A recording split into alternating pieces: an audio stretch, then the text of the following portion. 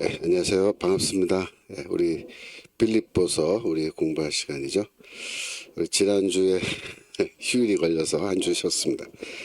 네, 빌립보서 1장 3절부터 이제 하면 될 것 같아요. 빌립보서 1장 3절 읽고 시작하도록 하겠습니다.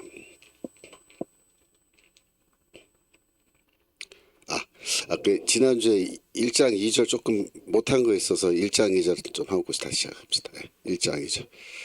하나님 우리 아버지와 주 예수 그리스도에게로서 은혜와 평강이 너에게 있을지어다. 그래서 바울이 이제 편지를 쓸 때 항상 은혜와 평강이란 말로 인사말을 쓴다 그랬죠. 이것은 굉장히 특이한 현상이고 보통 헬라인들의 그 편지 관습 의하면은 이런 식으로 인사말을 하는 것은 문화적 관례에 어긋나는 겁니다. 하지만 바울은 이렇게 은혜와 평강으로 문안하는 이런 인사법을 스스로 개발해내서 이러한 인사법을 일관성 있게 그의 모든 편지에서 사용하는데 이것은 마치 바울이 편지에 자신의 서명, 사인을 하는 것과 같다. 그래서 이걸 읽어보면 이거는 바울이 보낸 편지구나 하는 것을 바로 알 수 있다. 그렇게 말씀드렸죠. 그리고 왜 은혜와 평강이란 말로 인사를 하느냐. 이 두 단어가 복음의 핵심을 잘 요약하기 때문입니다. 그 복음은 하나님의 은혜로 주시는 구원이죠. 그래서 그 은혜로 주시는 구원을 우리가 믿음으로 받으면 하나님과 평화의 관계, 평강은 평화예요. 샬롬. 평화의 관계로 들어갈 수 있게 되기 때문에 바울은 이와 같이 평강이라는 말로 복음을 또 요약하는 겁니다. 여러분들이 이제 이 복음을 믿기 전에 우리의 영적인 상황, 특별히 하나님과의 관계에서 우리가 어떤 관계 속에 있느냐 하는 걸 우리가 잠깐 보시면 왜 평화가 복음의 핵심인지 알 수 있어요. 로마서 5장 10절. 곧 우리가 원수 되었을 때 그 아들의 죽으심으로 말미암아 하나님으로 더불어 화목되었은즉 화목된 자로서는 더욱 그의 살으심을 인하여 구원을 얻을 것이니라 이렇게 되어 있는데 우리가 원수였었다 이렇게 말합니다. 누구의 원수입니까? 여기서 원수란 말은 적이라는 거예요. 적. 영어로 말하면 enemy, 적. 우리가 적이었다 이게 누구의 적이었냐 원수였느냐 하나님에 대하여 우리가 원수였다 그렇게 얘기하는 거예요. 적이라는 거예요. 적대적 관계라 그래요. 그래서 우리가 하나님과 이 과거에는 적대적인 관계 속에 있었다. 즉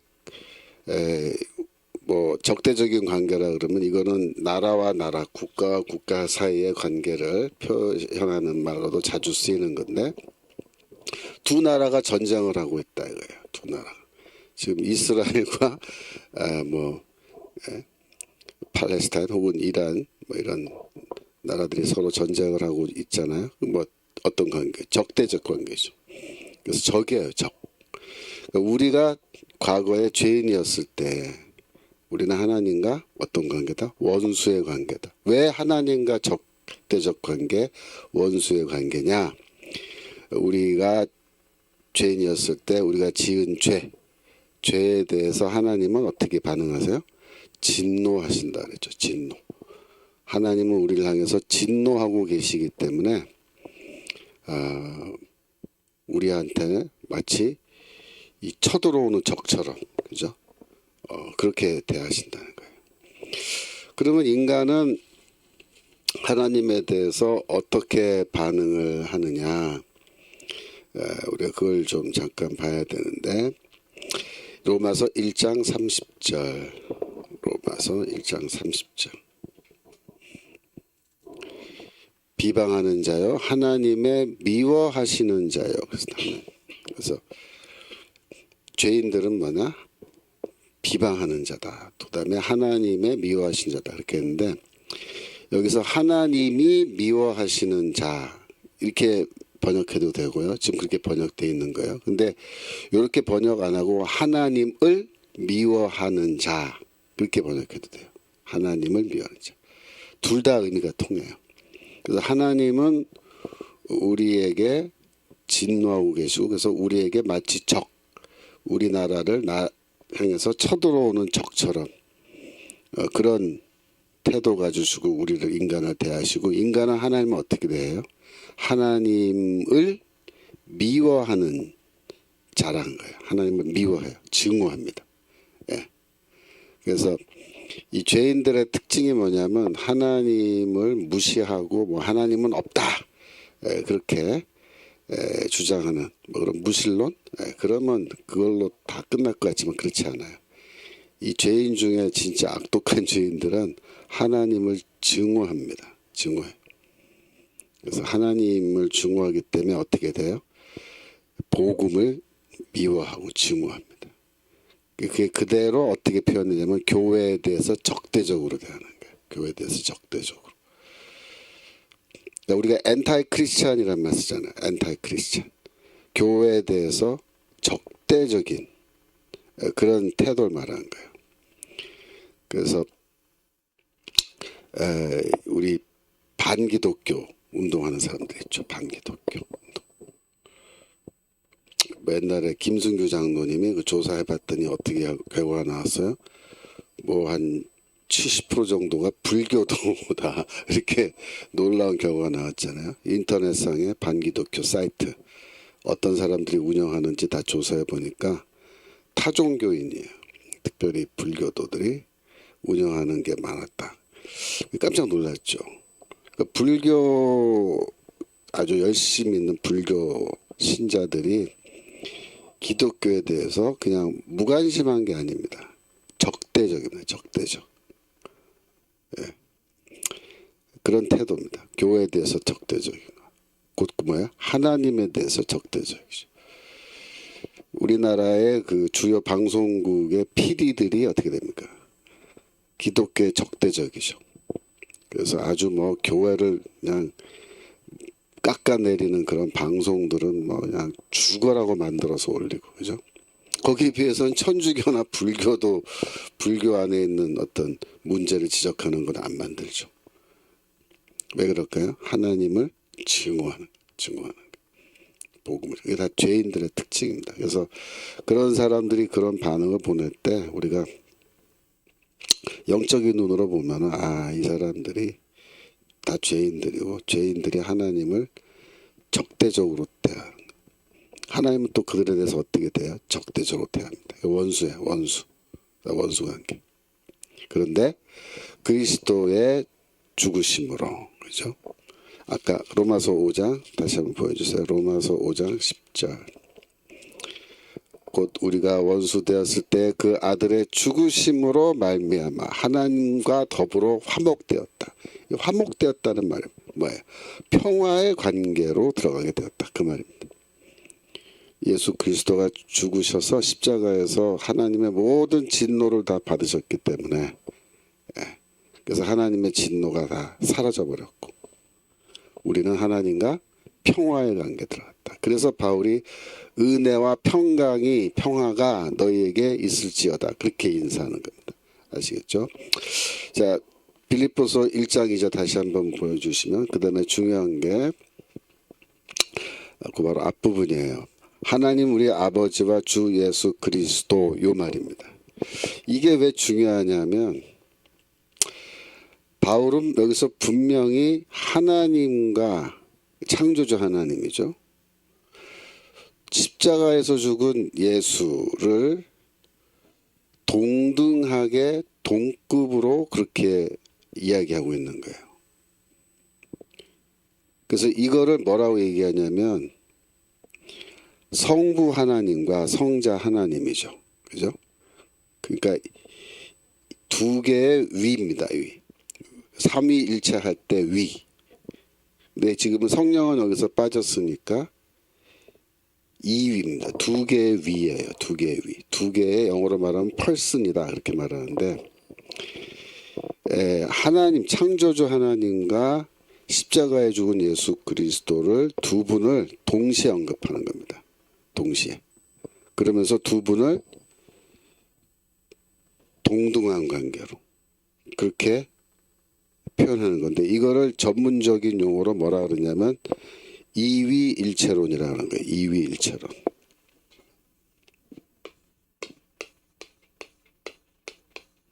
그러니까 여러분이 삼위일체론만 들어보셨고 이위일체론은 아직 못 들어보신 분들도 있을 거예요. 삼위일체론은 성부, 성자, 성령이죠. 이위일체론은 뭐예요? 성부, 성자 두 분만 언급하는 거예요. 두 분만. 그러면서 삼위일체론은 성부, 성자, 성령이 다 동등하신 분이다. 이렇게 한다면 이위일체는 뭐냐? 하나님 아버지와 예수 그리스도를 동등한 분으로 얘기한 거예요. 그러니까 이 빌립보서 1장 2절에서 바울이 성부와 성자를 동시에 언급하는 건 뭐다? 이위일체론이다. 이렇게 말합니다. 그래서 이거를 영어로 트리니테어리아니즘, 트리니테어리아니즘이라고 말하면 이거는 바이니테어리아니즘, 영어로 이렇게 말해요. 바이니테어리아니즘, 트리니티. 바이는 뭐야? 둘, 트리는 3. 그죠? 바이는 둘, 트리는 3이에요. 그래서 이게 2위. 이게 왜 중요하냐면은 우리 기독교는 일신교예요. 일신교. 일신교라는 건 뭐예요? 모노시즘이다.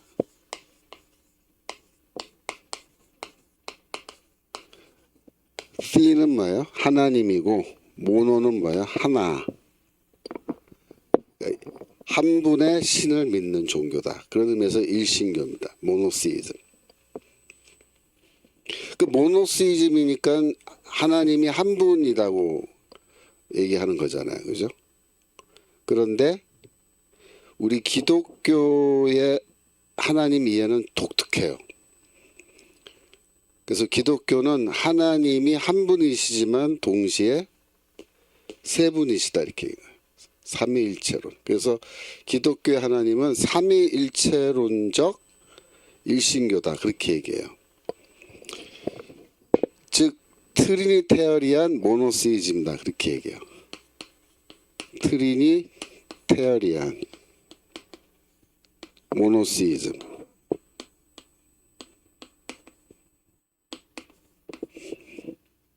이게 기독교의 하나님이 이해하는, 기독교가 하나님을 이해하는 방식이에요. 그러면 이슬람교는 어떠냐? 이슬람교는 삼위일체론이 있나요? 없습니다. 네. 그런 종류의 알라신 하나밖에 없는 그런 종류의 일신교를 유니테어리안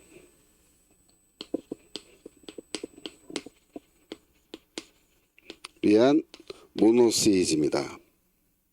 이거를 단일신론적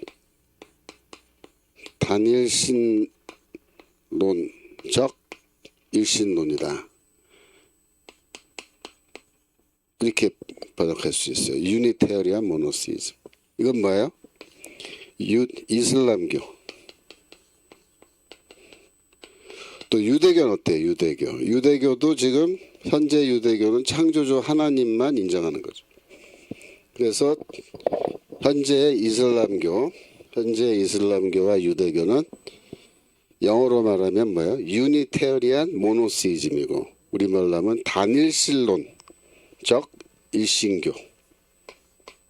단일신론적 일신교다. 근데 우리는 뭐예요? 일신교는 일신교인데 우리는 단일신론이 아니고 뭐야? 삼위일체론이에요. 삼위일체론적 일신교입니다. 우리는.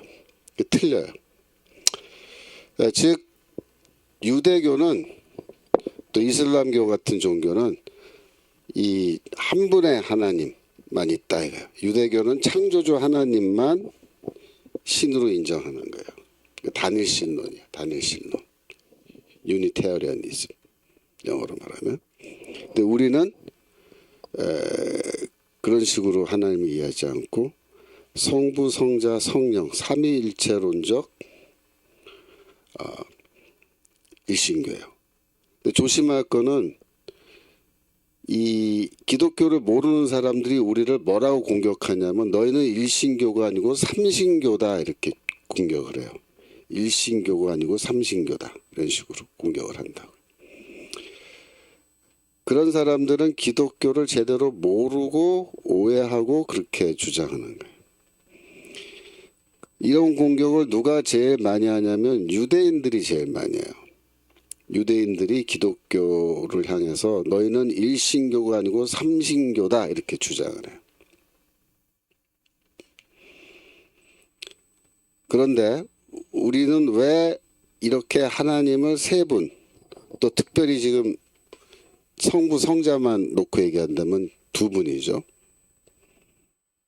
왜 이런 식으로 이야기를 하느냐. 그러니까 바울이 여기 지금 빌립보서 1장 2절에서 하나님 우리 아버지와 주 예수 그리스도 이렇게 말할 때 이미 바울은 뭐예요? 삼위일체론적으로 하나님을 이해하고 있는 거예요.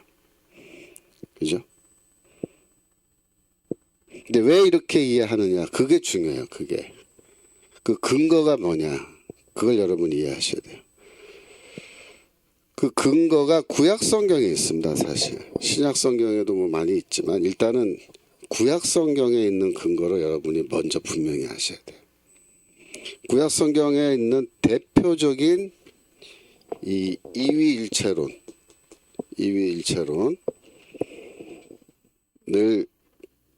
보여주는 구약 성경은 다니엘서 7장에 있는 거예요. 다니엘서 7장 9절부터 보겠습니다. 다니엘서 7장 9절.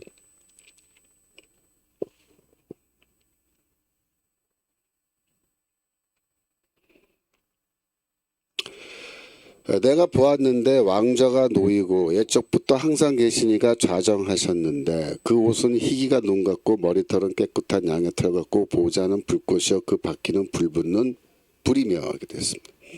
그러니까 다니엘이 환상을 본 거예요. 그걸 기록해 놓은 거예요. 환상 가운데 보니까 왕좌가 놓여 있더라 그래요. 근데 여기서 왕좌가요. 이게 한국말로 번역할 때 단수로 번역되는데 이게 원래 히브리어로 읽으면은 복수로 되어 있습니다. 왕좌들입니다. 그래서 이거를 보좌들이라고 번역하는 게 더 좋아요. 하나님이 앉으시는 의자, 보좌. 그죠? 근데 이게 복수라고요. 보좌들. 한 개를 본 게 아니고 몇 개 봤겠냐? 두 개를 본 거로 봅니다. 두 개. 이거는 모든 신학자들 또 모든 유대교 랍비들이 동일하게 인정하는 거예요. 왜?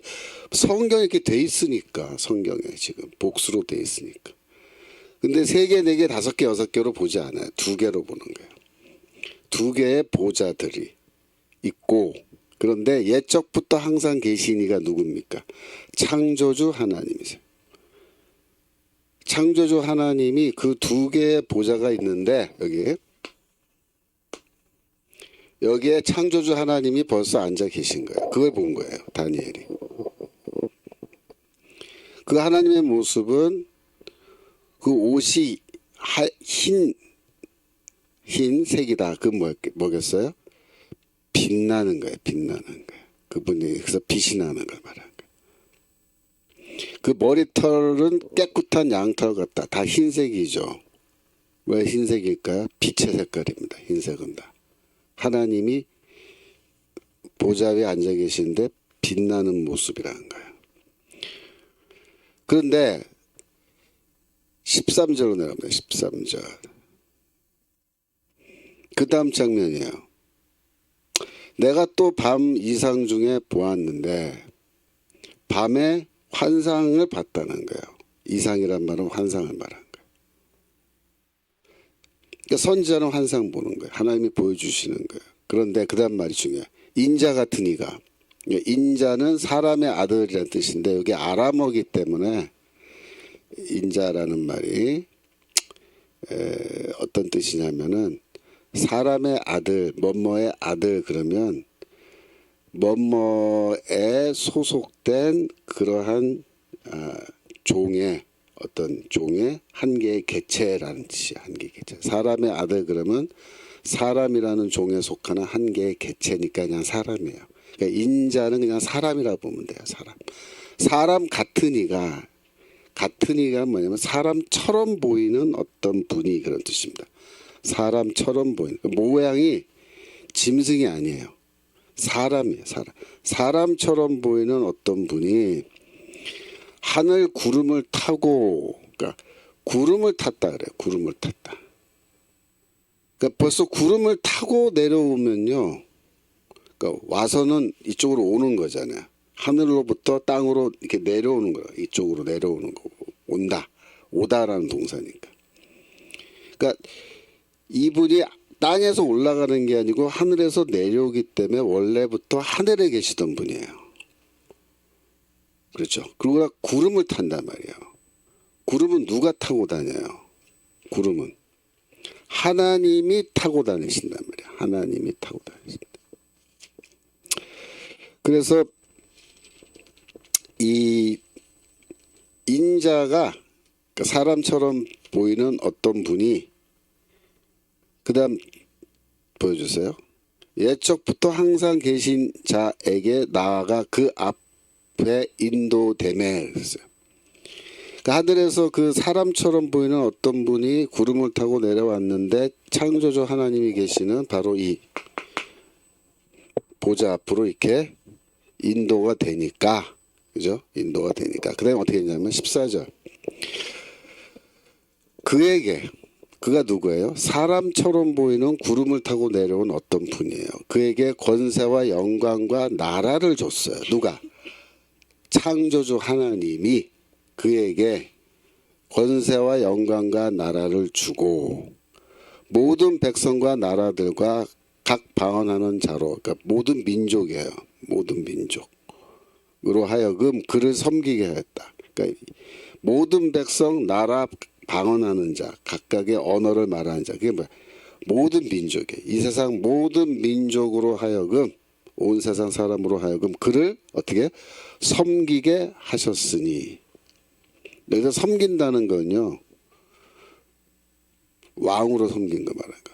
그 권세는 영원한 권세라. 그의 권력은 영원한 권력이에요. 옮기지 아니할 것이요. 그 나라는 패하지 아니할 것이라 그랬습니다. 여러분, 어떤 나라가 있는데 패하지 않는다는 말은 뭐예요? 망하지 않는다라는 뜻이에요. 망하지 않는 나라는 영원한 나라죠. 그 영원한 나라는 어떤 나라예요? 하나님의 나라예요. 하나님의 나라. 그러니까 그 구름을 타고 내려온 사람처럼 보이는 어떤 분을 영원한 하나님의 나라의 뭐예요? 왕으로 그를 임명하셨다. 그 얘기입니다. 다니엘서 7장에 나온 얘기는. 그러면 여기에 지금 보좌들이라 그랬잖아요. 이게 하나가 비어 있잖아요. 빈자리란 말이에요. 그러면 여기에 누가 앉겠어요? 바로 그 구름을 타고 내려온 사람처럼 보이는 어떤 분이 앞으로 인도되었는데 그를 왕으로 임명하니까 여기에 앉게 한다는 거예요. 그래서 이 오른편에 왼편에 이렇게 두 분이 앉아 계신다 그러면 이게 창조주 하나님이고, 창조주 하나님, 이분은 누구냐면은 왕권을 위임받은 분이에요. 위임받은 분. 하나님이 원래 왕이신데 하나님으로부터 왕권을 위임받은 분이 저 옆에 같이 앉으시는 거예요. 그렇죠? 그 두 분이 같이 앉아 계시는 거예요. 그래서 이 다니엘서 7장에서 구름을 타고 내려오는 그 분은 인간이 아니에요. 인간이 구름 타고 다니질 않잖아요. 네? 구름은 누가 타고 다니느냐? 하나님께서 구름을 타고 다니세요. 하나님께서. 하나님만이 구름을 타고 다니신단 말이에요. 시편 104편 3절. 물에 자기 누각에 들보를 얹으시며 구름으로 자기 수레를 삼으시고 바람 날개로 다니시며. 구름을 자기 수레로 삼았다. 무슨 말이야? 구름을 타고 다닌다는 거야. 구름을 마치 수레처럼 타고 다니신다. 누가? 하나님입니다. 그러면 다니엘서 7장에 하늘로부터 구름을 타고 와서라고 할 때 구름을 타고 오는 그 분은 인간이에요? 하나님이에요. 하나님과 같은 분이에요. 하나님과 같은 분. 그러면 잘 보세요.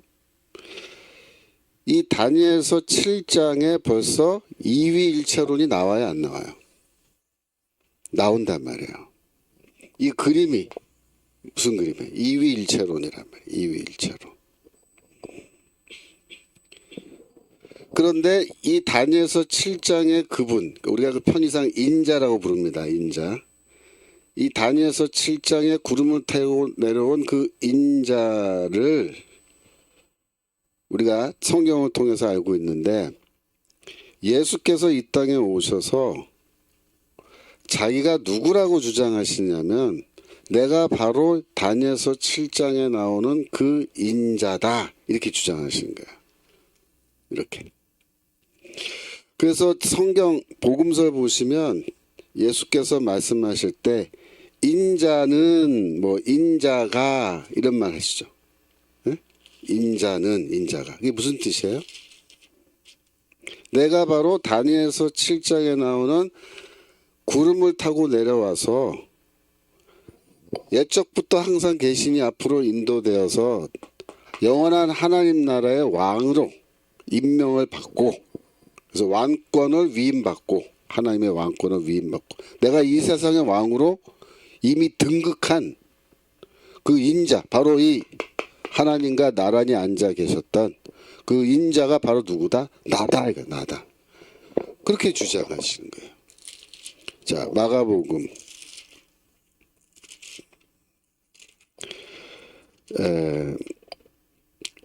2장 10절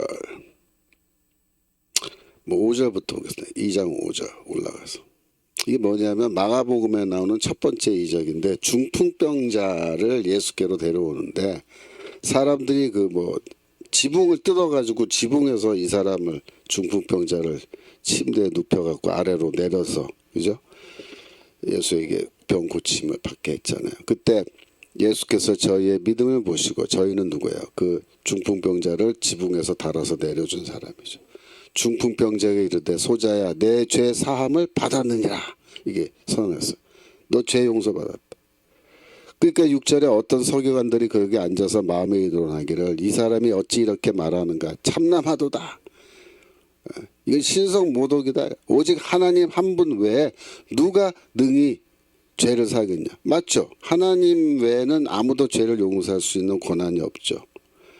그때 저희가 속으로 이렇게 의논한 줄을 예수께서 곧 중심에 아시고 이르시되 어찌하여 이것을 마음에 의논하느냐. 8절 그 다음 9절 중풍병자에게 내 죄 사함을 받았느니라 하는 말과 일어나 내 상을 가지고 걸어가라 하는 말이 어느 것이 더 쉽겠느냐.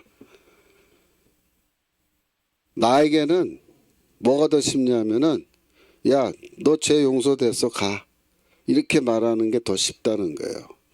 그러면서 하시는 말씀이 10절 인자가 땅에서 죄를 사하는 권세가 있는 줄을 너희로 알게 하려 하노라 하시고, 중풍병자에게 말씀하시되 내가 내게 이르노니 일어나 내 상 가지고 집으로 가라. 이렇게만. 그래서 여기서 인자라는 말 쓰셨죠. 앞에 10절 다시 보여주세요. 10절 인자가 누굽니까? 내가야. 내가 땅에서 죄를 용서할 수 있는 권세를 갖고 있다라는 것을 너희로 알게 하려고 내가 일부러 그렇게 말한 거다. 자, 그러면 예수는 여기서 왜 자기 자신을 인자라고 부르죠? 이유가 뭐예요? 내가 바로 다니엘서 7장에 나오는 하늘에서 구름을 타고 내려오는 그 존재. 신입니다. 신. 하나님이에요. 인간 아니에요. 구름 타고 다니. 그 존재가 바로 누구다? 나다. 이렇게죠. 나다. 예수가 그렇게 주장하셨어요. 또 구체적으로 우리가 또 볼 수 있는 게 뭐냐면 이 산헤드린에서 재판 받으실 때, 자, 마가복음 14장 61절부터 볼까요? 14장 61절. 재판 받을 때 대제사장이 이제 질문해요. 잠잠하고 아무 대답도 아니하시거늘 대제사장이 다시 물어가로되 내가 찬송받을 자의 아들, 하나님의 아들이죠. 네가 하나님의 아들 그리스도냐 메시아냐 이렇게 물었어요. 62절 예수께서 이르시되 내가 그니라 내가 메시아다. 나 메시아 맞아. 근데 잘 들어서 보세요. 그 다음 말에 인자가 권능자의 우편에 앉은 것과 하늘 구름을 타고 오는 것을 너희가 보리라. 자, 하늘 구름을 타고 오는 것 이게 어디 나와요? 아까 읽었던 다니엘서 7장 13절에 나오죠. 인자가 내가 나는 누구다? 나 다니엘서 7장 13절에 바로 그 인자가 나야. 그러면서 내가 하늘 구름을 타고 오는 걸 너희가 보게 될 거야. 이렇게 말씀하십니다. 노골적이죠. 노골적으로 예수는 내가 바로 다니엘서 7장의 그 인자다. 하나님과 동등한 분이다. 그게 주장하시는 거예요. 그리고 인자가 권능자의 우편에 앉은 것과 이렇게 되는데 이건 뭘 언급한가? 이게 시편 110편 1절이에요. 자, 시편 110편 1절 보겠습니다. 시편 110편 1절. 1절. 시편 110편 1절. 예. 여호와께서 내 주에게 말씀하시기를. 여기 보세요. 여호와는 하나님, 창조주 하나님이죠. 그런데 다윗이 뭐라 그래요? 나의 주를 향해서 하나님, 창조주 하나님이 말씀하셨다. 이렇게 말씀하셨다. 그러니까 주님은 몇 분이에요? 지금 여기 두 분이에요. 여호와도 주님이시고 여호와 외에 또 다른 한 분의 주가 계신다. 그 얘기예요. 다윗이 그렇게 말한 거예요. 이게 어디 나요? 구약 성경에 나오는 거야. 그러면서 뭐라고 말씀하셨냐? 내가 너의 원수로 너의 발등상 되게 하기까지 너는 내 우편에 앉으라. 고 말씀하셨다. 내가 들었다. 이 대목에서 다윗은 뭐예요? 선지자예요. 하나님의 보좌 앞에 가서 다니엘처럼 그 환상을 본 겁니다. 그때 이 다윗 눈에는 보좌가 있는데 그 위에 몇 분이 계신 거예요? 두 분이 계신 거예요. 두 분이 나란히 앉아 계신 거예요. 이렇게 보좌가 있으면 두 분이 이렇게 앉아 계신 거예요. 그래서 창조주 하나님이 앉아 계시고 그 오른쪽에 내가 너의 원수들을 네 발등상, 너 발등상에 발 얹어 놓는 받침을 말하는 거야. 그러니까 너의 원수를 네가 정복할 때까지 너는 내 우편에 나와 함께 앉아 있어라. 그 뭐예요? 너는 왕이다. 이 원수들은 누구야? 원수들은 뭐 구약 성경에서 보면은 여러 나라의 왕들로 그렇게 말하는 경우도 있지만 궁극적으로 뭐 이게다 영적인 사탄을 비롯한 영적인 악한 영들 말하는 거예요. 악한 영들을 너가 다 복속하고 물리칠 때까지 너는 내 보좌 우편에 나와 함께 앉아 있어야 된다. 그 뭐야? 내가 너에게 왕권을 위임한 거고 네가 나를 대신해서 이 세상 만물을 다스리고 왕 중의 왕이 바로 너다. 이렇게 해서 두 분이 함께 앉아 계신 거죠. 이 그림이 똑같단 말이에요. 시편 110편 1장의 그림과 다니엘서 7장 14절의 그림이 똑같다 이거예요. 두 분이 같이 앉아요. 이게 뭐예요? 이위일체론. 그래서 바울이 빌립보서 1장 2절에서 하나님 우리 아버지와 주 예수 그리스도 이렇게 하나님 아버지와 주 예수 그리스도를 동시에 언급하면서 두 분을 동등한 분으로 얘기하잖아요. 동등한 분으로. 2절 보여주세요. 하나님 우리 아버지와 주 예수 그리스도 두 분이 같이 나오죠. 이게 중요한 거예요. 이게 여기에서 기독교는 삼위일체론으로 이미 가버린 거예요. 여기 이제 성령이 추가되면 바로 삼위일체로 돼버리니까. 바울이 이런 식으로 두 분의 하나님을 동시에 언급하는 게 더 분명하게 나타나는 게 고린도전서 8장 6절이에요. 고린도전서 8장 6절에 보시면 그러나 우리에게는 한 하나님 곧 아버지가 계시니, 그죠? 만물이 그에게서 났고 우리들 그를 위하여 있고, 그런 말이죠. 근데 여기까지는 뭐야? 창조주 하나님이에요. 근데 그 다음 말이 뭐야? 또한 한 주 예수 그리스도께서 계시니, 또한 한 분의 주님, 그러니까 하나님 아버지도 주님이시요. 근데 또 다른 한 분의 주님이 계신데 누구냐? 바로 예수 그리스도시다. 만물이 그로 말미암고 우리도 그로 말미암았느니라. 세상 만물이 다 예수 그리스도가 하나님과 더불어서 함께 창조하신 거다. 그렇게. 우리도 인간도 누가 창조하셨다? 예수 그리스도가 창조하셨다. 그러니까 예수 그리스도는 피조물이에요? 아니야. 피조물이 아니야. 예수 그리스도는 피조물이 아니야. 만물을 창조하신 분이니까 피조물이 아니죠. 그러면 그분은 언제부터 계셨어요? 예수 그리스도는 창조 이전부터 계셨단 말이에요. 창조 이전부터. 창세기 1장에서 하나님이 세상 만물을 창조하시는데 그 창조가 있기 이전부터 이미 예수 그리스도는 하나님과 함께 계셨던 분이에요.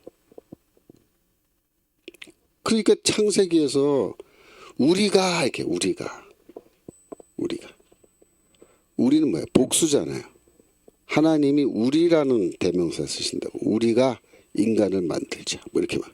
아담을 만들자. 그래서 그를 하여금 다스리게 하자. 뭐 이렇게. 왜 우리죠? 구약학자들, 제가 예전에 신학교에서 배울 때 그 복수로 돼 있지만 의미는 단수야. 뭐 이렇게 배웠어요. 근데 제가 연구해 보니까, 성경 배워보니까 그렇지 않아요. 구약 성경 자체가 하나님을 이위일체론적으로 혹은 삼위일체론적으로 우리에게 설명해 주고 있어요. 창세기부터 그래요. 시편이 그래요. 다니엘서가 그래요. 잠언도 그래요. 잠언에 보면 지혜가 세상 만물 창조했다는 게 잠언 8장에 나오는데 오늘 그것까지는 설명하지 않겠습니다. 시간 관계상. 잠언 8장에도 하나님과 지혜가 함께 더불어서 세상 만물을 창조하셨다. 잠언 8장 30절에 지혜는 하나님과 함께 계신 거예요. 하나님 앞에, 하나님 곁에죠. 똑같아요. 그래서 결론은 뭐냐? 구약 성경은 단일신론적 일신교를 말하지 않아요.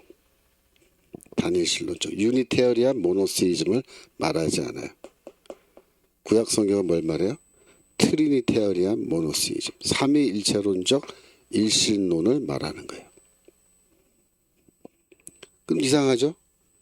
유대교는 구약 성경을 자신들의 경전으로 읽고 있는데 유대교는 그러면 이 구약 성경을 어떻게 읽는다고요? 단일신론으로 읽어요. 삼위일체론으로 안 읽고. 그게 문제인 거예요. 그게 문제. 오늘날 우리가 연구를 해보면 1세기 유대교는 1세기 예수와 바울 당시의 유대교는 이위일체론적으로 혹은 삼위일체론적으로 하나님을 이해하고 있었어요. 사실 그 시대. 그런데 이 유대교가 2세기, 3세기를 지나면서 이 이위일체론적 하나님 이해를 부정해버려요. 갖다 버려요. 왜 그랬느냐. 거기에 대한 해석이 좀 필요한데 학자들의 의견은 기독교 때문에 그렇게 했을 거다. 그렇게 봐요. 기독교 때문에. 왜? 이 이위일체론적, 그러니까 다니엘서 7장과 시편 110편 같은 그런 구절들을 근거로 해서 기독교는 십자가에서 죽은 예수가 바로 하나님과 같은 분이다 이렇게 주장을 하니까 그게 너무 유대인들이 듣기 싫어가지고 아예 이러한 이위일체론, 삼위일체론 이런 걸 다 그냥 쓰레기통에 갖다 버리고 이거를 이단으로 정제해서 더 이상 랍비들이 이런 식으로 하나님을, 즉 이위일체론이나 삼위일체론으로 하나님을 설명하지 못하게끔 그렇게 다 전통을 없애버리는 거예요. 그런 전통을. 그래서 오늘날의 유대교가 어떻게 됐어요? 단일신론, 유니테어리안 모노시즘으로 간 거예요. 근데 이 유대교 1세기 혹은 1세기 이전의 랍비들은 유니테어리안 모노시즘 아니에요. 우리랑 똑같은 바이니테어리안, 그러니까 이위일체론 혹은 삼위일체론적으로 하나님을 이해하고 설명하는 그런 사람들이었어요.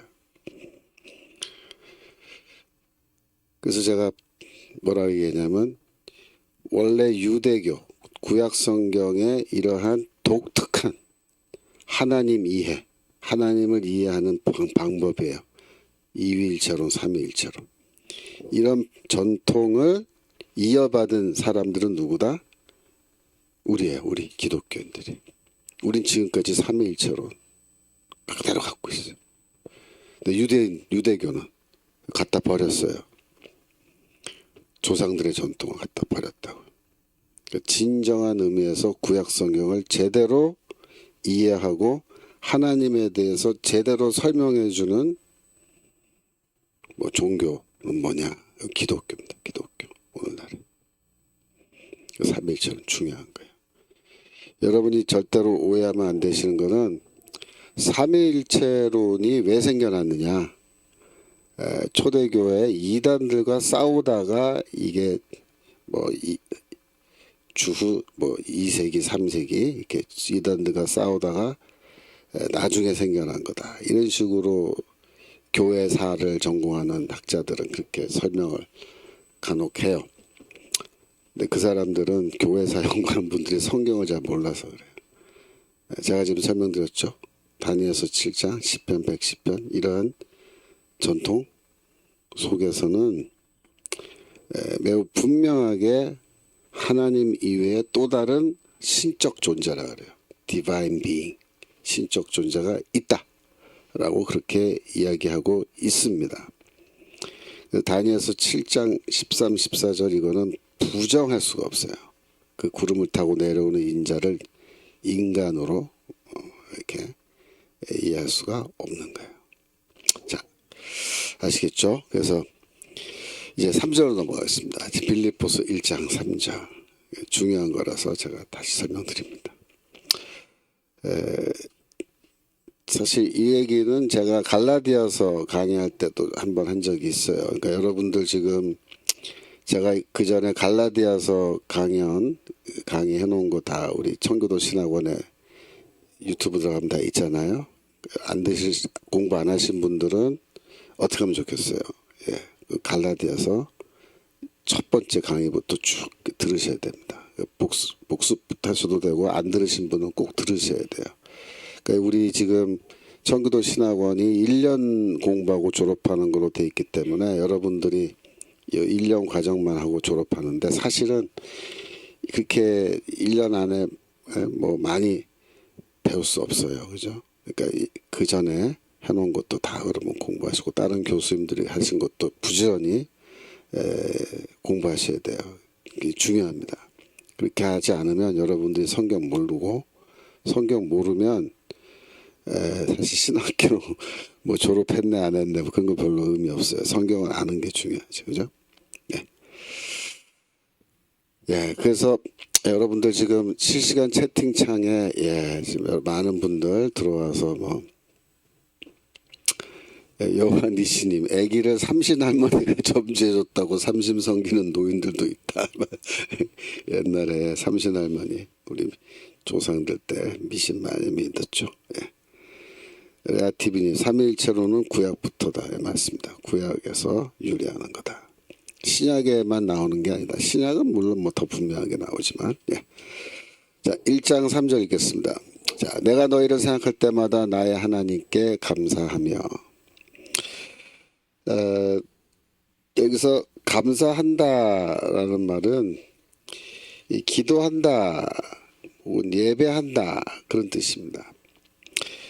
내가 너희를 생각할 때마다 하나님께 감사의 기도를 올린다. 예를 들어서 그렇게 해석할 수 있겠죠.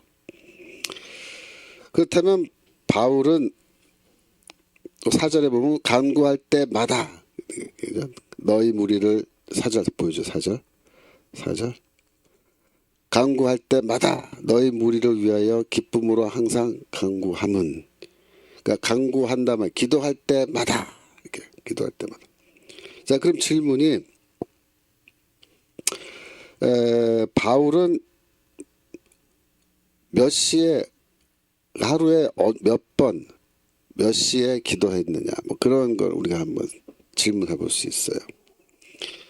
그러니까 바울은 원래 유대인이었기 때문에 처음에 복음 믿기 전에 유대인이었을 때 이제 유대인들은 어떻게 기도합니까? 기도하는 시간을 정해놓고 그 시간이 되면은 기도하는 거예요. 자, 시편 5편 3절 시편 5편 3절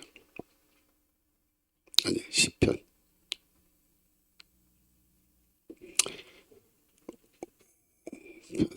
네.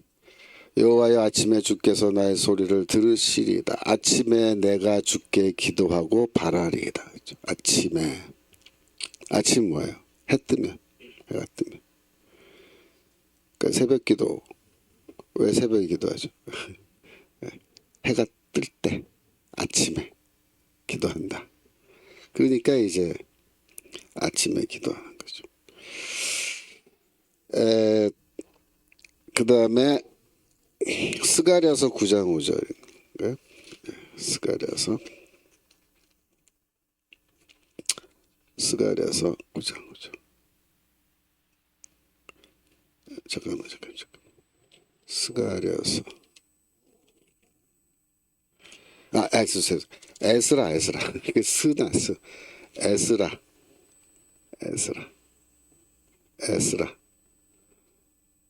9장 5절 에스라 9장 5절 예. 예. 저녁 제사를 드릴 때 내가 근심 중에 일어나서 속옷과 겉옷을 찢은 대로 무릎을 꿇고 나의 하나님 여호와를 향하여 손을 들고 그래서 기도하는 거죠. 그러니까 저녁 제사 드리는 시간, 그러니까 예루살렘 성전에서 저녁 제사를 드리는 거예요. 그 시간에 이 이방 지역에서 살고 있는 또 유대 다른 지역에서 살고 있는 유대인들도 그 시간을 기억하고 그때 기도하는 거예요. 그러니까 아침에 기도하는 게 있고 저녁에 기도하는 게 있어요. 그다음에 시편 55편 17절 보시면 저녁과 아침과 정오에 내가 근심하여 탄식하리니 여호와께서 내 소리를 들으시리로다. 이게 다 기도하는 시간을 말하는 건데 아침 나왔고 저녁 나왔는데 여기 하나 더 나왔죠. 정오 12시입니다. 낮 12시. 그러니까 하루 3번 기도하는 거거든요. 여기서 그죠? 아침, 정오, 저녁 이렇게. 다니엘서 6장 10절 다니엘서 6장 10절 다니엘이 이 조서에 어인이 찍힌 것을 알고도 자기 집에 돌아가서는 그 방에 예루살렘으로 향하여 열린 창에서 전에 행하던 대로 하루 3번씩 무릎을 꿇고 기도하며 이렇게 돼 있죠. 그러니까 기도할 때 예루살렘을 향해서 기도한다는 거죠. 예루살렘 쪽으로 향하고 있는 그 방 창문을 열어놓고 성전을 향하여 동서남북을 다 따져가지고 성전을 향해서 하루 3번 하는데 3번이 언제겠어요? 아침, 정오, 저녁. 아침, 정오, 저녁. 역대상 23장 30절 역대상 23장 30절. 새벽과 저녁마다 서서 여호와께 축사하며 찬송하며, 그러니까 매일 새벽, 아침 그리고 저녁마다 기도하는 거예요. 근데 서서 기도합니다. 서서 기도. 그러니까 우리는 지금 기도할 때 뭐 자세를 그렇게 여러 가지로 하지는 않아요. 근데 고대 시대에 우리가 기록, 그러니까 유대교도 그렇고 초대교의 기록, 기도한 사람들의 그 자세를 놓고 보면요, 굉장히 자세가 다양합니다. 그러니까 우리는 뭐 무릎 꿇기 기도하는 거 한 가지, 뭐 이렇게 근데 서서도 기도하고요, 앉아서도 기도. 우리 예배 시간에 의자에 앉아서도 기도하죠, 그죠? 그다음에 물론 무릎 꿇고도 기도하고, 그다음에 엎드려서도 기도해요. 엎드려서 배를 깔고 이렇게 엎드려서, 물론 모로 혹은 완전히 누워서도 기도하는 거고, 그죠? 기도하는 자세는 굉장히 다양합니다. 그다음에 이 기도할 때 꼭 눈을 감고 기도하라는 법은 없어요. 눈을 뜨고도 기도합니다.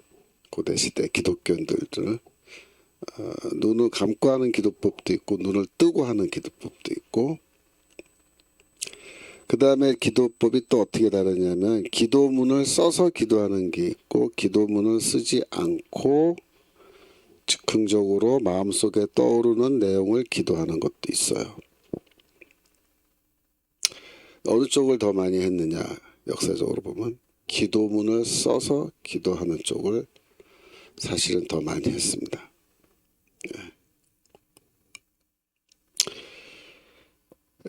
그리고 물론 기도법 중에 소리를 내서 기도하는 것과 소리를 내지 않고 마음속으로 기도하는 것, 그것도 이제 기도의 여러 가지 다양한 방식이죠.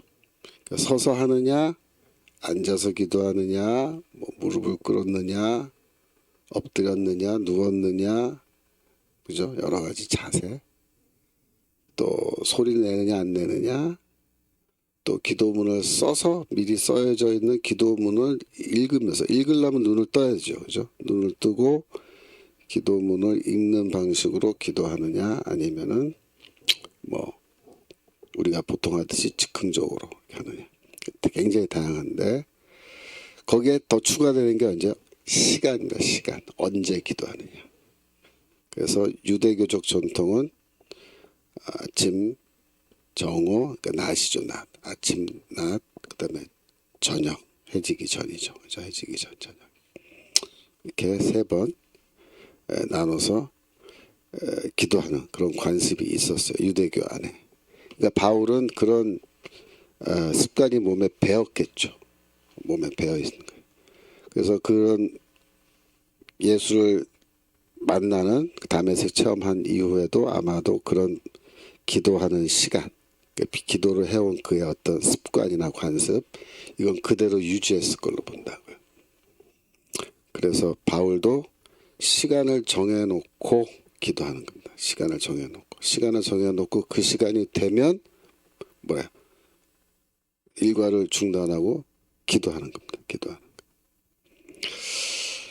그러니까 이슬람교에서 이제 이슬람 교도들이 그 기도를 하는데, 이슬람 그 사원에서는 기도 시간이 되면은 그 스피커를 막 이렇게 큰 스피커 달아놓고 그 이제 방송으로 이제 와라 하면서 막 그 기도 하는 그 저기 신호를 보내줘요. 그러면 그 시간에 그게 딱 나오면은 이슬람 교도들은 뭐 무조건 한원일을 중단하고 기도를 하죠. 그래서 그게 하루에 5번 하게 되죠. 5번. 그러니까 유대교 관습보다 이슬람교가 더 횟수가 많은데, 그래서 이제 그런 시간을 정해놓고 기도하는 그게 어떤 면에서는 이제 좋은 점도 있는데요. 그러니까 이슬람 교도들이 그 기도하는 거 보면요, 그러니까 이제 이슬람 국가에서는 이슬람이 국교가 되고 있는 그런 국가에서는 뭐 어차피 전 국민이 다 이슬람 교도니까 시간 되면은 그 방송 틀고 막 그러면서 기도하는 그가 이제 별 문제가 안 되는데, 이게 이슬람 교도들이 지금 이민을 가가지고 서구 뭐 유럽이나 또 미국에, 우리나라도 지금 이민 많이 오죠. 이렇게 와가지고 살면서 자기들의 그 기도하는 이슬람의 기도하는 시간 습관을 그대로 유지한단 말이야. 그래가지고 미국에서는 어떻게 되냐면 직장에서 그 직원들 중에 이슬람 교도가 있으면 이 사람은 하루 5번 저기 일하다 말고 그 이 담요 같은 거 그 깔아놓고 거기 엎드려서 기도한단 말이야. 이렇게. 그러니까 이제 사무실에서 같이 일을 하다가 이 양반이 갑자기 시간 되면은 담요 깔고 이제 이렇게 바닥에서 기도를 하고 막 이러니까 같이 일하는 직원들이 그걸 좋아할 수가 없죠. 그렇게 그런 거를. 그러니까 이제 자기들이 어떻게 하냐면은 직원 휴게실이라 그래요. 미국 직장엔 직원 휴게실이 있습니다. 휴게실 가면은 이렇게 커피 먹을 수 있게끔 커피도 갖다 놓고 간식도 갖다 놓고, 점심시간에는 거기서 뭐 도시락 싸온 사람들 앉아서 도시락도 먹을 수 있고 이렇게 휴게실 해놓은 데가 있는데, 그 휴게실에 가서 담요 깔아놓고 시간 되면 거기서 엎드려서 막 기도하고 막 그런단 말이에요. 그러면 휴게실에 예를 들어서 내가 커피를 마시러 들어가려고 그러는데 거기 갑자기 엎드렸으니까 얼마나 놀래요. 그러니까 못 들어가고 이제 머뭇머뭇하고 또 거기서 막 소리 내서 막 기도하고 일어났다 앉았다 일어났다 앉았다 막 그러니까 그것도 방해하고 싶지 않으니까 커피 가지러 갔다가 다시 돌아가 버린단 말이에요. 매번 이제 그거 경험하면서 불평이 나오는 거예요. 왜 거기 휴게실인데 거기서 왜 기도하냐. 안 했으면 좋겠다. 이제 이런 의견이 막 나온단 말이에요. 그러면 이제 직원 중에 내가 이슬람교도 혼자면은 이제 별 말은 못하는데, 점점 시간이 지나면 이슬람 교도들이 또 직원들이 늘잖아요. 그럼 이 사람들은 항상 지네들끼리 모여서 회의를 한단 말이야. 그래가지고 그 휴게실에서 이렇게 기도하다가 다른 직원들이 싫어하고 그러면 뭐라 그러냐면, 그러면 우리 기도실 만들어 달라. 이렇게 기도실. 휴게실에서 우리가 못하게 하니까 그러면 우리 종교적 자유를 너희가 침해하는 거 아니냐 하면서 회사 안에 우리 기도실 만들어내라. 그렇게 요구를 해요. 그럼 회사에서 회의를 해가지고 어떤 회사는 방을 하나 내주는 데도 있고 막 그래요. 기도실을 만들어준다고요. 다 예산 들어서. 그럼 거기 들어가서 이제 기도하다 좁아지면 더 큰 방 해달라. 막 이렇게. 그 어떤 회사는 안 만들어줘요. 처음부터. 우리는 너희 특정 종교를 위해서 기도실 만들어줄 의무는 없다. 왜 여기 지금 뭐 기독교도 있고 뭐 다 종교가 틀린데 뭐 기도실 다 만들어 달라 그러면 우리가 뭐 다 만들어줘야 되냐. 직장이 뭐 기도하라고 있는 거냐 이런 식으로 해서 안 만들어준 데도 있어요. 그래갖고 그것 때문에 막 옥신각신 싸우고 뭐 지금 문제가요 간단하지 않습니다. 유럽은 더 해요. 지금 유럽은 뭐 아예 길거리에 그냥 쫙 엎드려가지고 막 이슬람 교도들 기도하고 막 그런다고. 그러니까 이 시간 정해서 기도하는 습관이 이제 유대교도 있고 이슬람교도도 있는데, 이슬람교도는 너무 이게 심하게, 그러니까 비이슬람 국가에서 그걸 막 하면서 문화적 충돌이 지금 막 일어나고 있는 거죠. 그런 측면도 있습니다. 시간 정해서 기도하는. 근데 이제 우리 기독교인들은 그렇게 안 하잖아요. 우리는 뭐 직장에서 우리가 시간 내고 정해놓고 기도한다 그럴 때 아침에 출근해서 나 혼자 잠깐 고개 숙이고 기도하고 바로 일 시작하고, 그죠? 점심 때 뭐 휴식 시간이 있으니까 그때는 우리가 휴식 시간에 만약에 내가 기도하고 싶으면 어디 뭐 조용한 정원에 가서 잠깐 기도할 수도 있는 거고, 자기 자리에 돌아와서도 그냥 뭐 조용히 고개 숙이고 묵상 기도할 수도 있는 거고, 우리는 다른 직원들에게 피해 주지 않고, 그죠? 뭐 담요 깔고 앉았다 일어났다 앉았다 일어났다 그렇게 안 하잖아요. 우리 얼마든지 우리가 시간 정해서 기도할 수 있는 남에게 피해 주지 않으면서 그죠? 뭐 얼마든지 할 수 있단 말이에요. 근데 이슬람 교도들은 그렇지 않아요. 뭐 그냥 부산을 떨어요. 막 그냥. 그래서 이제 솔직히 말하면 되게 싫어합니다. 미국에서는요 이슬람 교도들 그 기도 문제 때문에 막 휴게실에서 앉아 때라도 막 그 하고 기도실 만들어 내놓으라고 막 데모하고 막 그런 거를 되게 싫어해요. 기독교인들은 그렇게 막 충돌하고 그러지 않잖아요, 우리는. 그래서 우리가 이제 기도 습관이라고 얘기하는 건데 기도의 어떤 그 습관을 만들어가는 게 좋죠. 그러니까 우리는 뭐 율법에 따라서 뭐 몇 시 기도해야 된다 그런 건 없죠. 우리는 이슬람 교도들처럼 뭐 몇 시에 일제히 기도해야 된다 그런 거 없어요.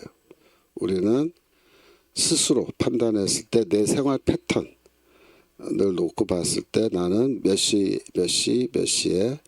뭐 하루에 한 번이고 두 번이고 세 번이고 이렇게 시간을 정해놓고 나는 그때 기도한다.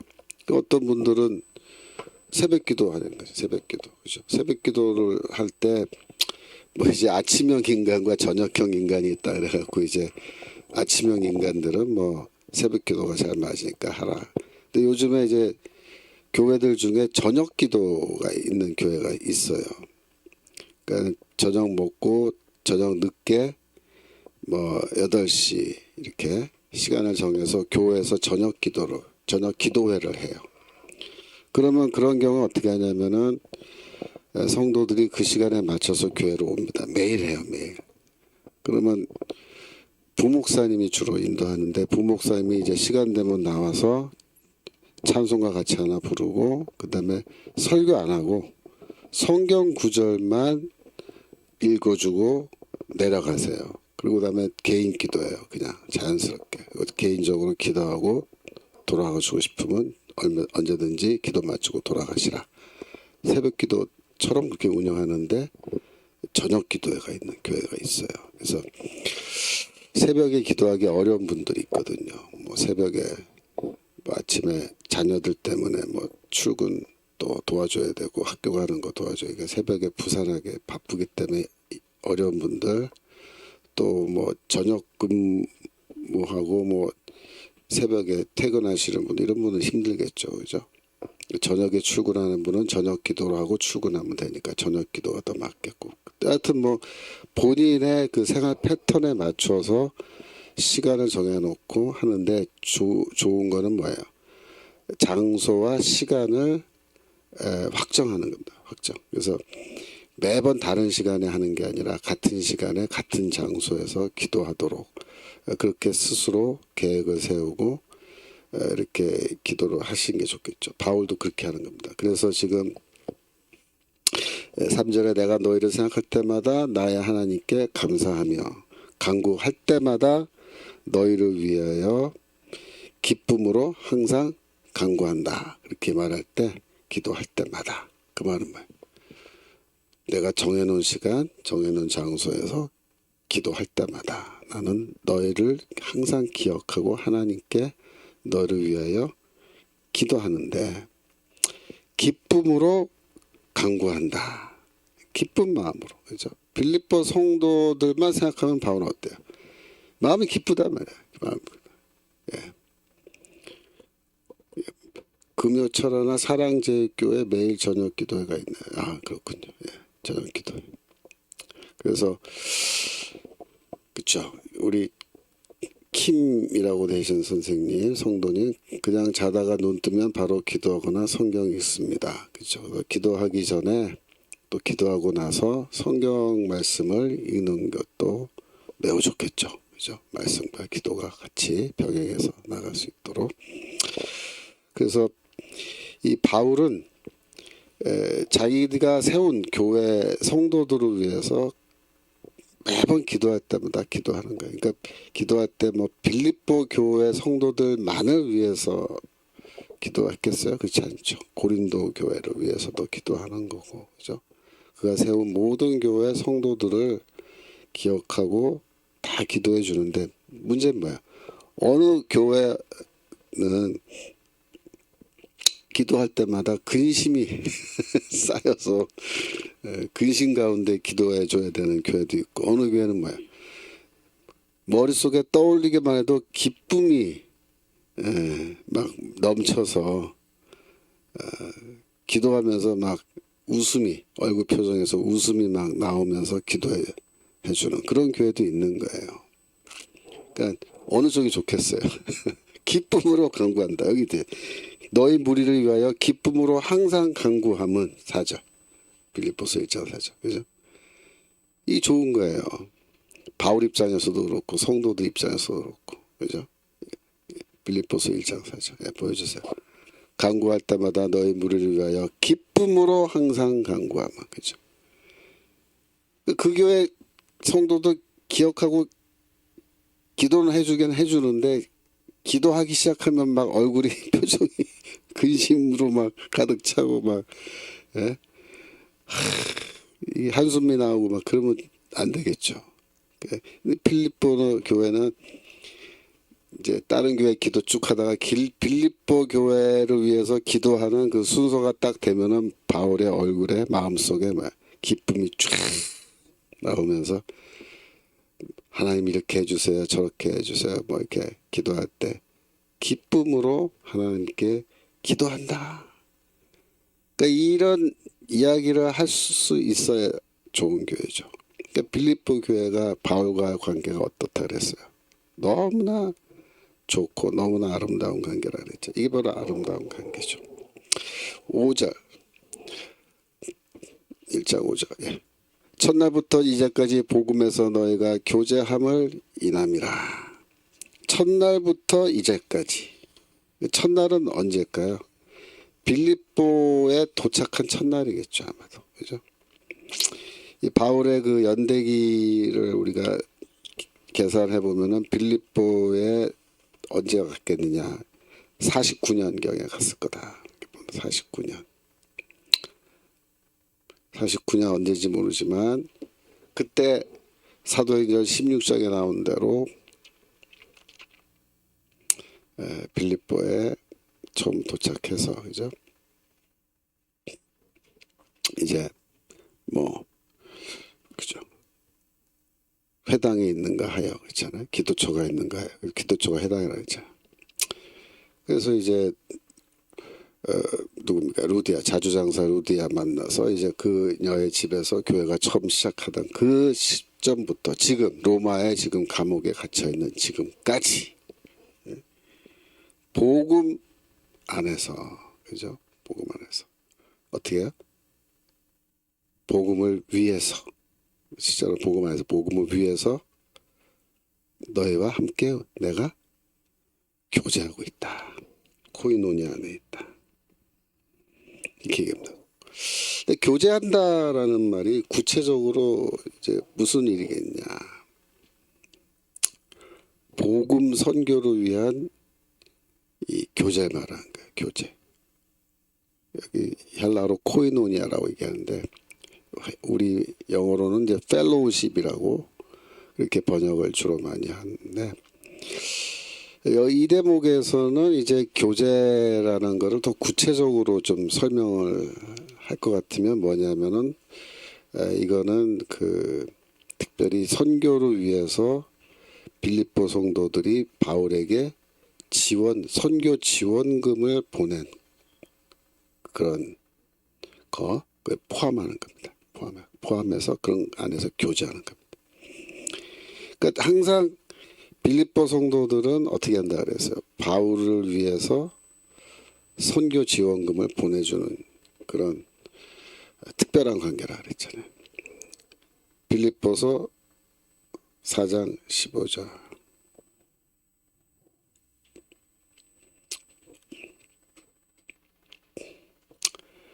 빌립보 사람들아 너희도 알거니와 복음의 시초에, 복음의 시초가 뭐야? 내가 빌립보 처음 도착해서 복음을 처음 전하던 그날부터 내가 마게도냐를 떠날 때, 그죠? 까지 주고받는 내 일에 참여한 교회, 참여하다. 이 뭐야? 이 교제죠. 너희 외에 아무도 없었다. 그 말이 뭐야? 내가 선교 사역을 하는데 이 도시 저 도시 다니면서 선교하고 교회 세우고 하는데 나를 위해서 지금까지 이렇게 선교 지원금을 보내줘서 주고받는 내 일. 그러니까 바울은 뭐야? 주기도 하지만 받기도 하는 거야. 그러니까 주는 건 뭐겠어요? 바울이 돈을 줄 수는 없죠. 돈이 없으니까 바울은 복음을 주는 거야. 복음을. 또 바울이 받는 것도 있어요. 받는 거. 뭘 받을까요? 그래서 구체적으로는 선교 지원금 받는 거죠. 그러니까 바울이 자비랑 선교한다 그랬잖아요. 그래서 고린도전서 9장 보면은 바울이 나는 사례비 안 받고 천막 만드는 일을 하면서 스스로 생계를 유지하는 책임지는 그런 방식으로 이제 선교를 하는데 그러나 그가 천막 만드는 그 수공업자 밑에 들어가서 직원으로 일하면서 일당 받는 거죠. 일당. 하루 일하면 하루 일당 받는 그런 식으로 이제 노동을 해서 생계를 유지해야 되는데 그것이 결코 하루 세 끼 다 먹을 수 있는 돈도 아니고 그죠? 더구나 바울이 여행을 하기 위해서 필요한 여행 경비도 계속 저축해야 되는데 그래야 그 다음 도시로 또 이동해 갈 수 있는데 그런 걸 우리가 다 생각했을 때 바울이 또 뭡니까? 월세, 집세도 내야 되죠. 이게 다 돈이란 말이에요. 그러니까 돈을 벌어서 그 당시 수공업자의 그 일당 액수는 그 돈을 받으면은 세 끼 밥을 사 먹으면 끝나는 돈이에요. 세 끼 밥을 사 먹는다는 거는 집에 부엌이 없기 때문에 그 당시에 가옥구조상 아파트 이런데 그래서 그 밥을 사 먹어야 되는데 길거리에서 파는 패스트푸드 같은 거예요. 간단하게 말하면 그거 그냥 먹는 건데 그 당시에 이제 그 패스트푸드와 유사한 음식이 오늘날 뭐냐면 케밥입니다. 케밥이 뭐예요? 그 저기 레바논이나 터키나 이런 중동 지방 사람들이 이제 한국에 와서 팔잖아요. 케밥. 그 밀가루 전병 동그랗게 구워가지고 거기에 이제 야채, 채소가 들어가고 그다음에 곡물, 곡식이죠. 곡식, 삶은 곡식 이런 게 좀 들어가고 그다음에 고기가 있으면 고기가 좀 들어가고 거기에 양념 이렇게 뿌려가지고 그걸 두루룩 말아서 들고 먹는 거예요. 케밥. 그러니까 서양 샌드위치보다도 더 이제 뭐랄까 들고 먹기가 편하죠. 그 당시에 바울이 그런 거 이제 하나 사 먹으면 그 한 끼 식사 끝나는 겁니다. 그 정도 3개 사 먹을 정도의 돈을 받는 거예요. 근데 그걸로 다 밥 사 먹어버리면 월세는 어떻게 내요? 여행 경비는 어떻게 하고? 안 되잖아요. 생활비가. 그러니까 항상 쪼들리는 삶이란 말이에요. 쪼들리는 삶. 그래서 바울이 3끼 식사를 매번 하루에 3번씩 꼬박꼬박 식사를 다 먹었겠느냐? 예? 고린도전서 4장 11절. 고린도전서 4장 11절. 바로 이 시간까지 우리가 줄이고 목마르며 헐벗고 매맞으며 정처가 없고 그러니까 줄이고 목마르며 그러니까 배가 고프고 목이 마르다 헐벗고 옷도 제대로 못 입고 정처가 없고 정처 숙소 집 12절 또 수고하여 친히 손으로 일을 하며 그죠? 수고하여는 뭐예요? 노동을 말해요. 노동 손으로 일을 한다. 특별히 여기서 바울이 수공업자라는 걸 분명히 얘기하죠. 그러니까 수공업자로 살아가면서 노동을 하면서 밥을 배불리 먹을 수가 없다라는 거를 이렇게 바울이 구체적으로 이야기를 하는 대목이 있습니다. 있어요. 그 다음에 고린도후서 11장 27절. 고린도후서 11장 27절. 또 수고하며 애쓰고가 다 노동을 나타낸 거야. 노동, 육체 노동. 여러 번 자지 못하고 줄이며. 자지 못했다는 말은 이 야간에 그 잔업을 한 거예요. 잔업. 그러니까 일이 주간에다 못 마치면은 밤에까지 일을 해서 일을 맞춰야 되잖아요. 그래서 야간에 잠 안 자고 뭐랄까요, 연장 노동한 거예요. 연장 노동. 그러면서 줄이며 목마르며, 또 나오죠. 줄이며 목마르. 이거 고린도 전서에도 방금 나왔지만, 그 다음에 여러 번 굶고, 자주 굶었다. 춥고 헐벗었다. 춥고는 뭐야? 숙소가 있으면 춥지 않겠죠. 헐벗었다. 이렇게 바울이 이제 자기 입으로 구체적으로 이렇게 얘기하고 있기 때문에 밥을 제대로 못 먹고, 그죠? 생활비는 항상 쪼들리고 이렇게 했는데, 그때 누가 도움을 줘요? 빌립보 성도들이 도움을 줬다. 빌립보 성도들이. 다른 교회는 도움 안 줬어요. 빌립보 성도들이. 그래서 1장 5절 또 4장 11절에 마게도냐를 떠나 주고받는 일에 내 일에 참여한 교회가 너희 외에 아무도 없었다라는 이런 말을 할 때 바울이 무슨 뜻을 전한 거예요? 고마움을, 고맙다. 그러니까 이 빌립보 교회가 지금 에바브로디도도 이제 보내서 지금 바울이 감옥에 갇혀 있을 때 도와주게끔 그렇게 조치를 취해주고, 에바브로디도가 이제 왔잖아요. 그거 다 고마운 거죠. 바울 입장에서 고맙다는 인사를 한 거예요. 이게 다 주고받는 일에 빌립보 교회가 참여한 거예요. 6절 1장 6절 빌립보서 1장 6절입니다.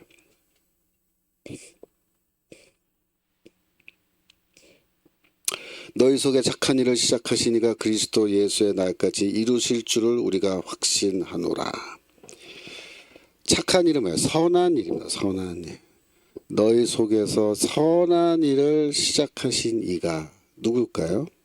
그분은 아마도 하나님이시겠죠. 선한 일을 시작하신 이가. 그리스도 예수의 날까지 이루신다는 것을 우리는 확신한다. 그래서 그리스도의 예수의 날은 예수가 강림하시는 날입니다. 예수가 강림하시는 날. 즉 뭐야? 종말에 이르기까지 그 기간 동안에 하나님이 그 선하신 일을 이루신다는 말은 뭐냐면 완성하실 것을, 그런 뜻입니다. 완료하실 것을, 완성하실 것을 나는 확신한다. 그렇게 이제 얘기한 겁니다. 그러면 선한 일이란 거는 구체적으로 무엇일까요? 선한 일. 뭘 말한 걸까요? 앞에 지금 바울이 얘기한 거랑 쭉 연결해서 생각해 보면은 뭐예요? 교제하는 거, 교제. 그죠? 교제는 아까 뭐라 그랬어요? 선교 헌금 지원해 준 거. 그러니까 빌립보 성도들이 어려운 가운데 헌금을 모아서 바울에게 보내주고, 그래서 바울의 선교 사역을 후원했는데, 그게 뭐야? 그게 선한 일이죠. 선한 일. 선한 일. 그 선한 일을 이미 하나님께서 너희 가운데 시작하셔서 지금까지 너희가 해오고 있는데, 종말에 이르기까지 이제 하나님이 그 일을 어떻게 하신다? 완성하신다. 완성한다는 건 무슨 뜻일까요? 이게 예를 들면 이런 거예요. 이게 비유적으로 말하면 씨를 뿌린 거거든요. 씨를. 그러니까 바울이 복음의 씨앗을 뿌리는데 빌립보 성도들이 선교 헌금을 해서 지원해줘서 바울과 더불어서 함께 씨를 뿌린 거예요. 복음의 씨앗을. 그러면 그 씨가 어떻게 되겠어요? 자라겠죠. 자라서 나무가 자라듯이 자라면 뭐야? 열매를 맺겠죠. 열매. 그럼 어떻게 돼요? 수확을 하는 거죠. 수확. 그 뭐야? 이루는 거죠. 이루는 거. 씨 뿌리는 그 모든 것들이 열매가 맺어지고 이루어지는 겁니다. 그러니까 바울이 아마도 그런 뜻에서 이루어질 것을 확신한다. 이루실 것을 확신한다. 하나님께서 반드시 너희가 뿌린 그 씨앗의 열매가 있게 하실 것이다. 이렇게 열매가 있게 하실 것이다. 근데 여기서 예수 그리스도의 날 이런 표현이 나왔어요. 예수 그리스도의 날. 네. 여러분들이 그 구약 성경에 보면 여호와의 날 이런 게 있어요. 여호와의 날. 그러니까 여호와의 날이 뭐예요? 구약 성경에서 한번 우리가 찾아볼까요? 아모스서 5장 18절. 아모스서 5장 18절. 여기 보시면 이제 아모스가 이렇게 말해요. 화 있을진저 여호와의 날을 사모하는 자여, 너희가 어찌하여 여호와의 날을 사모하느뇨? 그날은 어둠이요 빛이 아니니라. 이렇게 말합니다. 여호와의 날이 두 번 나왔죠. 여호와의 날이 언제냐면 무슨 날이냐면 하나님이 이 땅에 임하시는 날이에요. 하나님이 이 땅에 임하시는 날. 그 구약 성경에 보면 하나님이 이 땅에 임하시는 장면이 나와요. 좀 이따 더 구체적인 장면 제가 보여드릴 건데, 그 여호와의 날이 하나님이 이 땅에 임하시는데 그 날이 뭐냐면 심판의 날입니다. 심판의 날. 그날은 어둠이요 빛이 아니다 이렇게 말하는 거예요. 그래서 그 다음 절 보시면 5장 19절.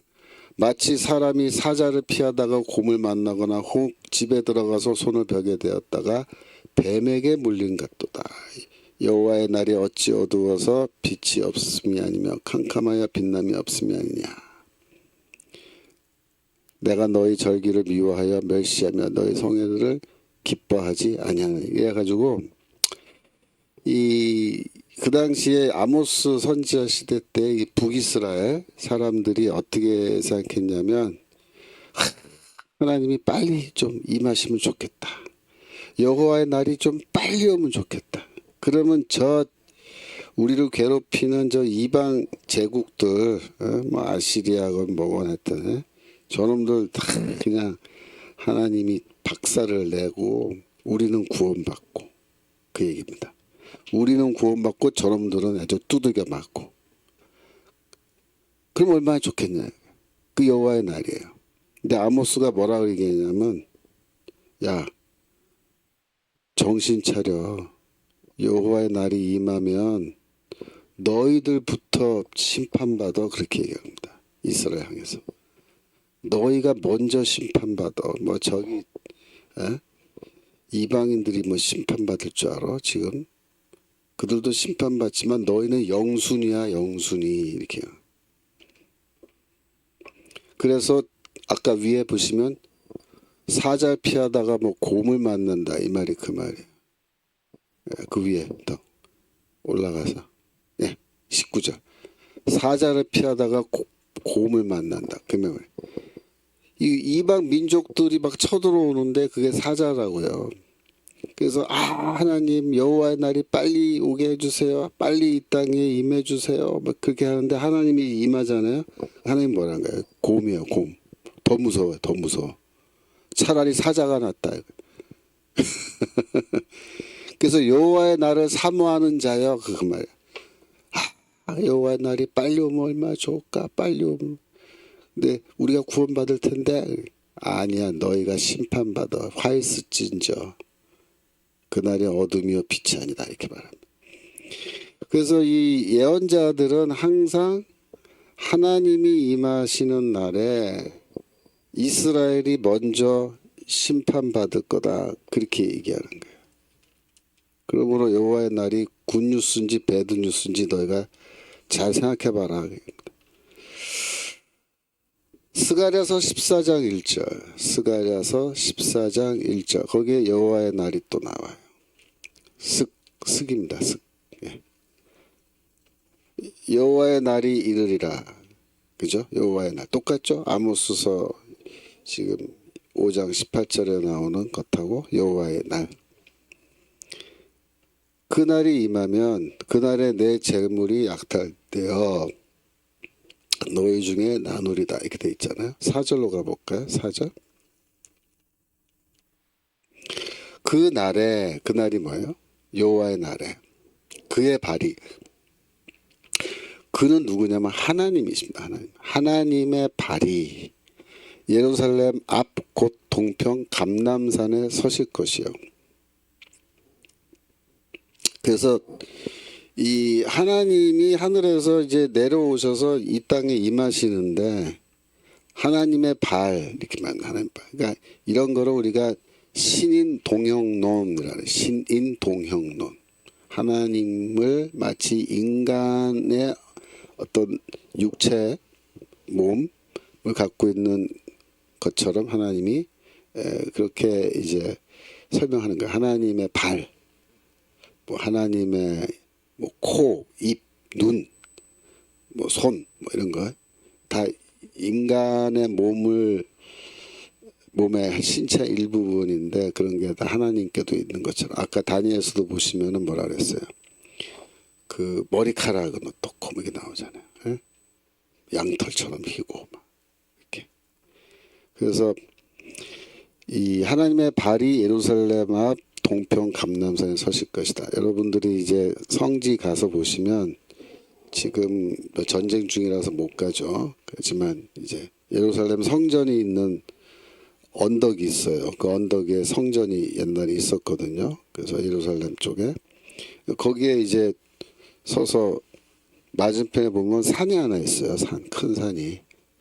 그 산이 이제 그 감람산이에요. 감람산. 그 감람산과 예루살렘 이 성전 언덕 사이에는 골짜기가 쫙 지나가요. 골짜기가 그 도로죠. 지금은 도로가 지나가는데 그 뭐 기드론 골짜기인가요? 그렇죠. 제가 알기로 그렇게 돼 있어요. 근데 이제 하나님이 임하실 때 예루살렘에 임하시는 거예요. 스가랴서 그렇게 돼 있어. 스가랴서 예루살렘에 임하시는데 감람산에 하나님이 발을 딛고 거기 탁 내려오신다는 거예요. 그죠? 그다음에 보세요. 그 감람산이 그 한가운데가 동서로 갈라져 매우 큰 골짜기가 되어 산 절반은 북으로 절반은 남으로 옮기고 감람산이 두 개로 쪼개져 버려요. 하나님 임하실 때.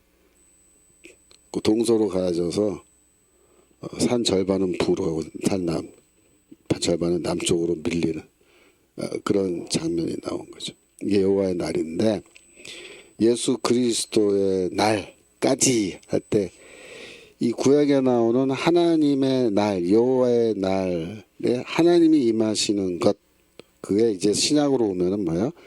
하나님이 임하시는 게 아니라 그리스도가 임하시는 걸로. 그리스도의 재림이죠. 재림. 임하시는 걸. 그렇게 이제 바뀌어요. 하나님이 임하신 게 아니라 그리스도가 임하시는 걸로 바뀐다. 시간 다 됐네. 그래서 저 얘기 다음 주에 조금 더 하고 진도 나가겠습니다. 오늘 수업 시간에 여러분들 또 반갑게 만나서 함께 공부해서 좋습니다. 제가 기도하고 마치겠습니다. 하나님 아버지, 오늘도 이렇게 하나님의 말씀을 공부할 수 있게 인도해 주셔서 감사합니다.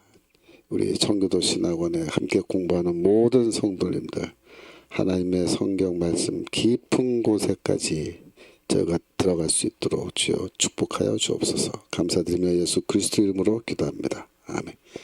다음 주에 뵙겠습니다. 안녕히 계십시오.